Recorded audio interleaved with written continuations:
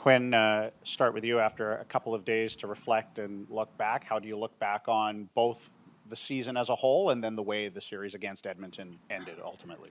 Yeah, it's still early and it's tough to, think about the whole year this quickly. And I'm sure in the next couple weeks when I go home, get my feet up and, to think about some more. But obviously, really proud of the team and the steps we took this year. And it was a great season. I thought we built a lot, and I thought a lot of different guys stepped up in the playoffs, and hopefully can carry that into next year. And obviously disappointing the way it ended, and it feels like it was so abrupt, but really proud of everything we accomplished, and I think that we'll use this as a momentum into next season. Brock, just sort of talk us through the timeline with everything that happened with you leading up to Game 7 when you sort of realized you weren't going to be able to play and how difficult that was to go through. Yeah, so I'll just explain the whole scenario to get it over with. Took a shot Game 1 on the power play, had a bruise there. My leg was feeling fine, and then about a week later, my calf started really hurting. So we got it checked out, and I had some, I think, a clot in one of my small veins, which wasn't an issue, so I was allowed to continue to play. And then we got another scan after Game 5 and 6. I got a scan the next morning after Game 6 and showed that there was more clotting that moved into my deep vein. And I think I wasn't expecting that going into that. I didn't really understand, I think, so it was like an emotional morning for me. And, to, get told that news after, you're giving all your energy with your teammates into these playoffs and really striving and pushing for, the ultimate goal to get that kind of swept out from under you, not to be out there in Game 7 with these guys that hurt. And, that was pretty much the whole scenario. Petey, I know that players don't like talking about injuries during the playoffs and while they're still playing.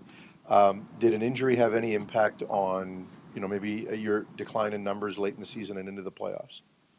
I've been playing with a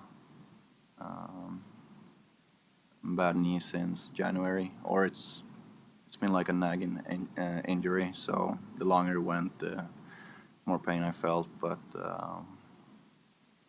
Is it something that's going to require more off-season work?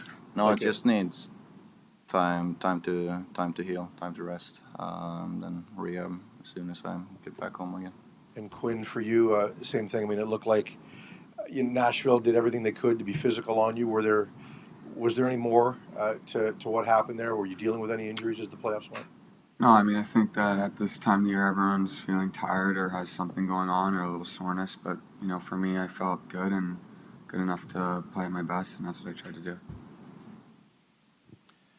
Brock, just to follow up a little bit, prognosis, any cause for concern moving forward? Is it going to impact your summer and ability to train in any way?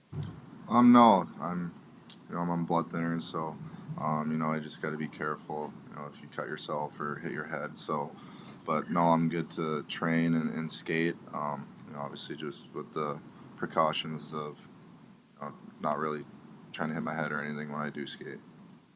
Casey, you played in Nashville on the Friday night. You practiced on the Saturday. I remember talking to you after practice. You were in good spirits. Everything seemed pretty normal. Can you just enlighten us a little bit on the injury and the timeline there of when you knew that there was something that was going to keep you out of that Sunday game? Yeah, in that Game 3, there was a play with like a minute and a half, 2 minutes left where I kind of fell back and caught myself on my groin. I felt a pop. The next day, it didn't feel super great in practice. It was kind of like a precautionary decision, not made by me. I wanted to play through it, but since we were already down Demmer, they decided to go with Artie, and obviously Artie played great, and we came back and won that game 4. So that's kind of what happened with me, and then I was good enough to back up and practice, through the rest of the playoffs. So it was more of just like a one game, got nicked at the end of that Game 3, and then just tried to rehab it as best I could and play through it, practice through it, and I felt fine going forward from that point.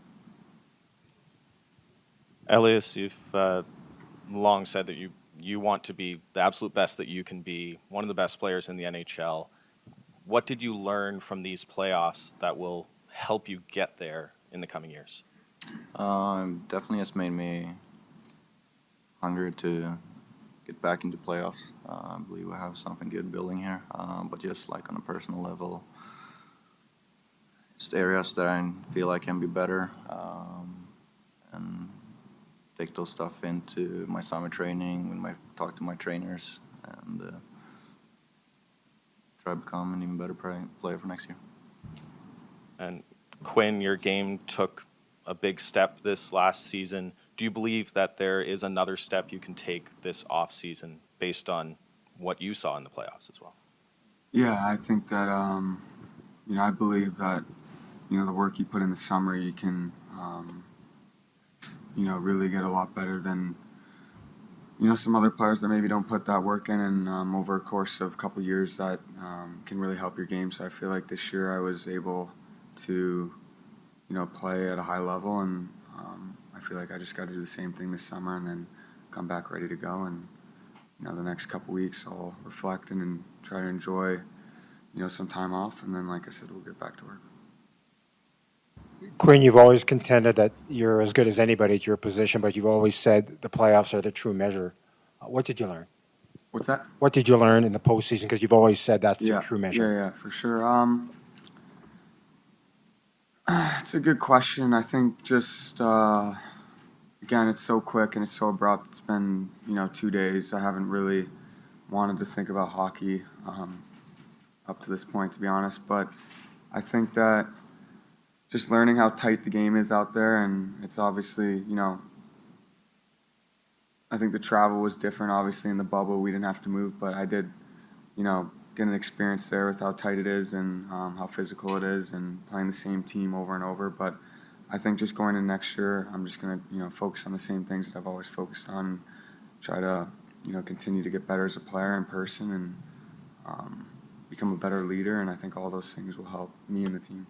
You've really made progress in the off seasons. I mean, first you wanted to improve defensively. You would do 3-on-3s in the summer with your guys, but you'd only concentrate on defense, whether it was speed, angling, stick position.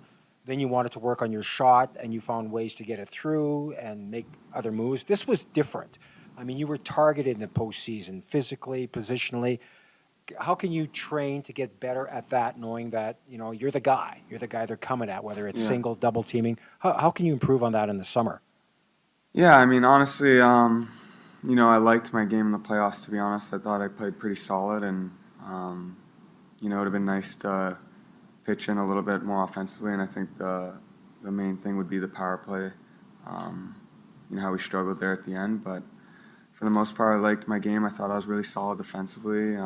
Didn't give much up, and as far as the physical abuse, I think that's just something that everyone's gonna have to deal with. And for me, I think that's just continue to be mentally tough and learn about yourself in these situations and grow from them. And like I said, continue to be a better leader and grow from an individual perspective. And then also, I think that'll help me in my game and hopefully help our team.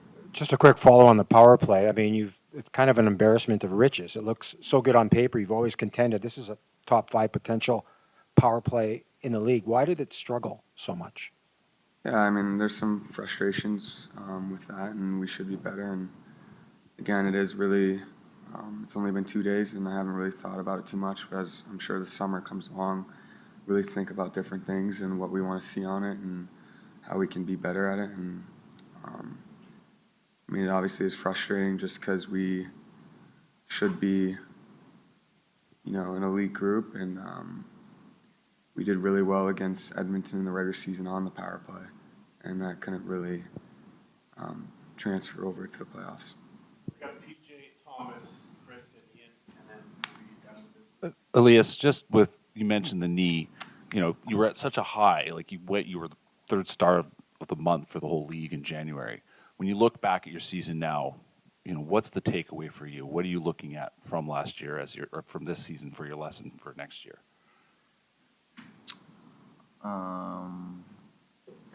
Yeah, I don't know. Haven't thought of it that much, but there's stuff I did well, stuff I can do better. Stuff. You guys still going?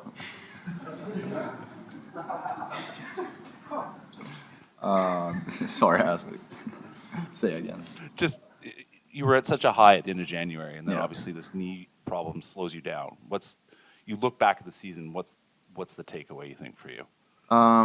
Just learn from what I did good, learn from what I can do better, and think us to get some experience in the playoff will only makes us want to get back there again.